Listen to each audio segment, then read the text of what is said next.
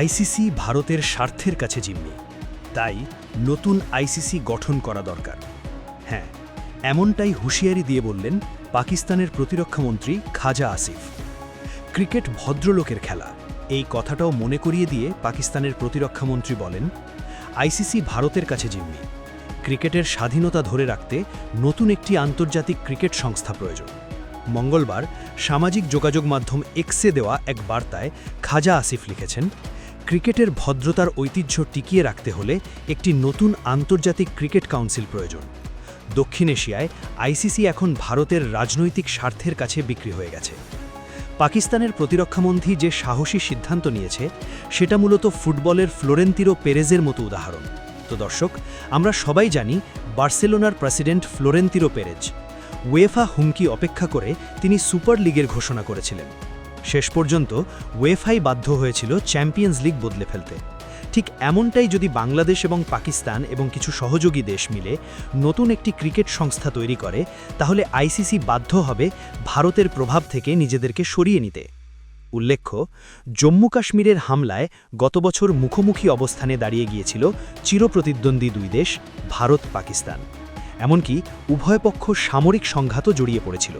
সেটি ছিল রাজনৈতিক বিরোধ। তবে একই পরিস্থিতি এবার ক্রিকেট মাঠেও। যদিও দুই দেশের ক্র্যাঙ্গনে এমন বিরোধ নতুন নয়, কেবল নতুন করে সেখানে যুক্ত হয়েছে আইসিসি এবং বাংলাদেশ।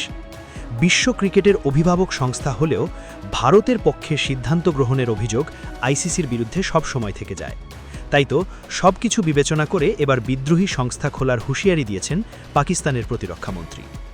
আসন্ন টি-20 বিশ্বকাপে ভারতের বিপক্ষে ম্যাচ বয়কটের ঘোষণা দিয়েছে পাকিস্তান সরকার।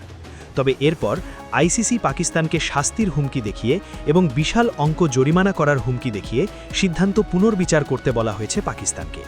কিন্তু পাকিস্তান নিজেদের সিদ্ধান্তে অনড়। তাই তো এবার নতুন আইসিসি সংস্থা খোলার প্রস্তাবও এসেছে পাকিস্তানের কাছ থেকে। শুধু এখানেই শেষ নয়, কিছুদিন আগে আইসিসির বিপক্ষে দ্বিচারিতার অভিযোগও এনেছিলেন পাকিস্তান ক্রিকেট বোর্ডের সভাপতি মহসিন নাকভি। এছাড়া বাংলাদেশের ক্রীড়া প্রচেষ্টা তো বলেই দিয়েছে, বাংলাদেশ আইসিসির কাছ থেকে সুবিচার পায়নি। আইসিসি বাংলাদেশের স্বার্থে অন্যায় করেছে এবং স্কটল্যান্ডকে সেখানে জায়গা দিয়েছে। শুরুটা হয়েছিল আইপিএলের দল কলকাতা নাইট রাইডার্স থেকে মুস্তাফিজুর রহমানকে বাদ দেওয়া থেকে। এরপর নিরাপত্তা সংখ্যায় ভারতে বিশ্বকাপ খেলতে যায়নি বাংলাদেশ। বাংলাদেশের দাবি না মেনে নিয়ে সেখানে স্কটল্যান্ডকে সুযোগ করে দিয়েছে আইসিসি। পুরো ব্যাপারটি আইসিসির দ্বিমুখী আচরণ হিসেবে দেখেছে পাকিস্তান ক্রিকেট বোর্ড। তাই তো এরপর তারা ভারতের বিপক্ষে ম্যাচ বয়কট করে বাংলাদেশের পাশে দাঁড়ায়। আইসিসি একটা বিবৃতির মাধ্যমে পাকিস্তান ক্রিকেট বোর্ডকে হুমকি দিয়ে তাদের দীর্ঘমেয়াদী প্রভাব মনে করিয়ে দিয়ে পাকিস্তানকে সিদ্ধান্ত পরিবর্তনের জন্য ধাক্কা দিয়েছে। আগামী 7 ফেব্রুয়ারি থেকে শ্রীলঙ্কার ভারতে শুরু হতে যাওয়া বিশ্বকাপে ইতিমধ্যে পাকিস্তান জাতীয় দলকে ছাড়পত্র দিয়েছে দেশটির সরকার। কিন্তু সরকারের বাধা একটাই, 15 ফেব্রুয়ারি ভারতের বিপক্ষে ম্যাচটি তারা খেলবে না।